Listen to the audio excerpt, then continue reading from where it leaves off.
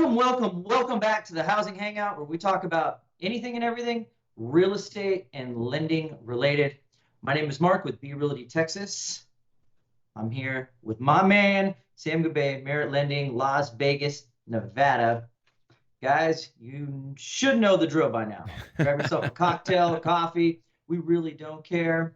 Kick back, relax, learn a thing or two, hang out with us. Today's episode is going to be all about the NAR updates. So if any of you housing hooligans were tuning in to one of our, Sam was actually one of our first shows we ever even covered. So NAR, which is the National Association of Realtors, was found guilty in a class action lawsuit for $418 million earlier this year. And it just absolutely sent shockwaves through the real estate industry. People were thinking that the sky was falling, all kinds of shit was happening.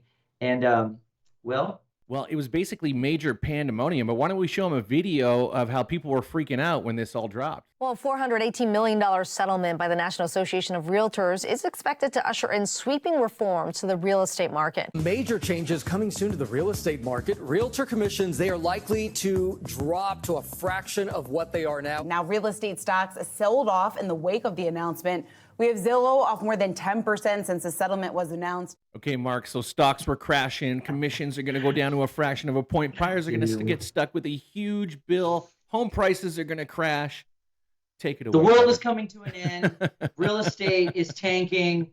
What the hell's going on? All right, it's in effect now, so tell us what's up, Mark. Yeah, so August 17th, everything went into effect. As a matter of fact, most brokerages, kind of the start of the month, we're implementing a lot of the new contracts. In my experience, not a damn thing has changed. Nothing. I haven't seen a single buyer get stuck with a bill. Not yet. I haven't seen really much of anything. So here's what I have seen.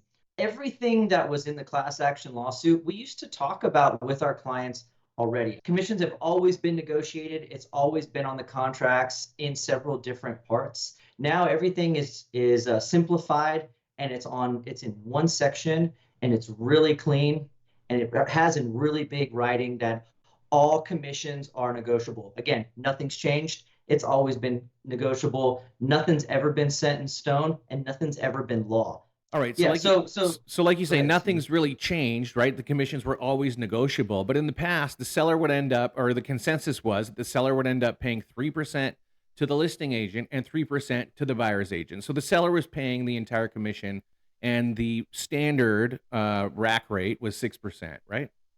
There's no standard. Right. That word doesn't exist in commissions. Right. It never has. It never has. That's the point. That's the point I'm trying to make. But that's kind of the number that's been floating in the air. It's always been 3% and 3%. You know, everybody thought they were entitled to, or maybe you didn't because you're a seasoned agent, but the rookie agent thought they were entitled to the 3 and the 3. One of the things that has changed is before they were advertising the commission that was being offered on the MLS, so all the agents were able to look at it. Here's what I'm seeing. A lot of agents, I've had several listings since this has gone into place. And the first question that I get texted to me was, "Hey, Mark, how's it going? I'm inquiring about this property. Is there anything in the listing that's not there that I need to know about? And what are the BACs?" BAC is the buyer's agent commission. And now, instead of it being on the MLS, agents just text the listing agent and go, "Is your seller offering any BACs? Buyer agent compensation, buyer's agent commission?" You say yes or no. And sellers, it's entirely up to you. You can say absolutely not, I don't want to offer anything. And then that's fine. And then my job is to tell the buyer's agent, the person that has a well-qualified buyer, that we're not offering any compensation. And then it's up to them to decide whether or not they want to, the buyers, if they want to see your house or not. Right. That's what it comes down to. So at that point, the buyer has to decide that either he's willing to pay his agent, 1, 2, 3%, or maybe he just passes on the house altogether because he doesn't want to get stuck with that bill. Yeah, exactly. Or the seller tells you, no, we're not offering, and you still make an offer asking for it and see what happens.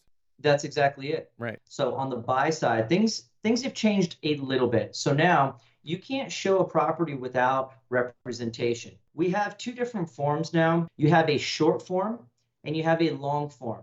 If you're if you're getting a buyer from, let's say, a lead gen source like Zillow or Realtor.com, and you haven't built that rapport with them, and they just want to go look at one house, and then you want to show them the house and show them that you can represent them throughout the entire transaction or sale process, you would use probably a short form. It's one contract. You can actually even put one address in there.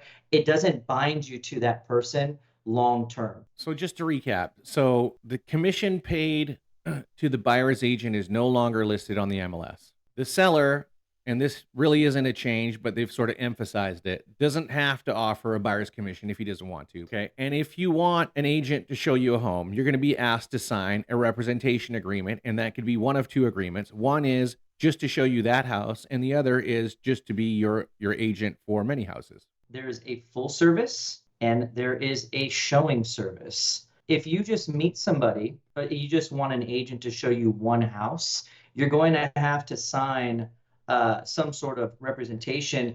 There is a box for showing services where you can literally just have an agent show you one property. Now, right. You can still go to open houses, and that's completely fine. So you don't have to be stuck with the agent. You don't know, you know, maybe he or she's a great agent. Maybe they suck. You just, click. Maybe you don't know them yet. The showing services, and you can move on to a different agent if you need to, right?